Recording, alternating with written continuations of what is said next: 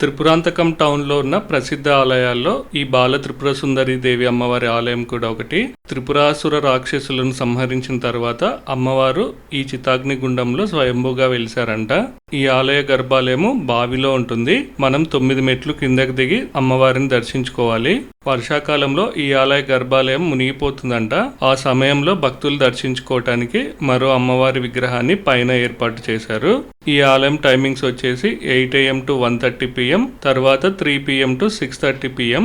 ఈ ఆలయ ప్రాంగణంలో మనం చిన్మస్తాన్ దేవిని కూడా దర్శించుకోవచ్చు. ఈ చిన్మస్తాన్ దేవి బాల త్రిపురాదేవి అమ్మవారి సైన్యాధికారి అని చెప్తున్నారు. పూర్వము ఈ ఆలయంలో దున్నపోతులను బలి ఇచ్చేవారంట. దాని గురించి ఇక్కడ ఒక శిలాఫలకాన్ని కూడా మనం చూడొచ్చు.